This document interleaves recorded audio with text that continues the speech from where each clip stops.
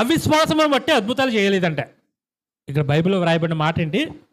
వారి అవిశ్వాసమును బట్టి అద్భుతములు చేయలేదు. అంటే విశ్వాసం ఉంటే అద్భుతములు చేస్తాడు. ఇప్పుడు మీరు అందరూ కూడా విశ్వాసులు అంటే ప్రతి వాళ్ళు విశ్వాసులనే చెప్పుకుంటారు. అందుకే మందిరానికి వెళ్తున్నారు బైబిల్ పట్టుకుని. నమ్మకం లేకపోతే ఎవరు వెళ్ళరు. మరి నువ్వు నమ్మి విశ్వసించి నువ్వు మందిరానికి వెళ్తున్నావు అంటే నీ జీవితంలో దేవుడు చెప్పినట్టు అద్భుతములు జరగాల లేదా? మరి అద్భుతాలు జరుగుతున్నాయా?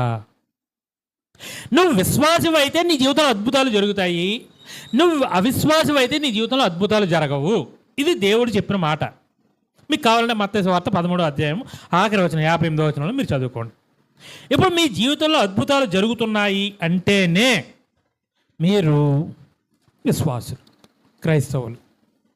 లేదు అంటే మీరు విశ్వాసులు అనుకుని మిమ్మల్ని మీరు మోసం చేసుకుంటున్నారు, మీకు ఆ భ్రమలో ఉండిపోతున్నారు.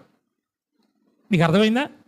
మీరు ఆ మనసులో అది ఫిక్స్ అయిపోతున్నారు. నేను విశ్వాసిని, నేను క్రైస్తవుడిని, నేను ఆదివారం చర్చికి వెళ్తున్నాను, ఈ 45 రోజుల శ్రమదినాల్లో నేను ఉపవాసం ఉండి నేను మందిరానికి వెళ్తున్నాను, నేను ప్రార్థన చేసుకుంటున్నానని నీ మనసులో ఫిక్స్ అయిపోయావు. కానీ నిజానికి నువ్వేంటంట?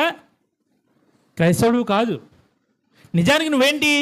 విశ్వాసివు కాదు. నిజానికి నువ్వేంటి? యేసుప్రభువు బిడ్డవు కాదు. నువ్వు నిజంగా యేసుప్రభువు బిడ్డవైతే, నువ్వు నిజంగా విశ్వాసం అయితే నీ జీవితంలో అద్భుతాలు జరగాలి.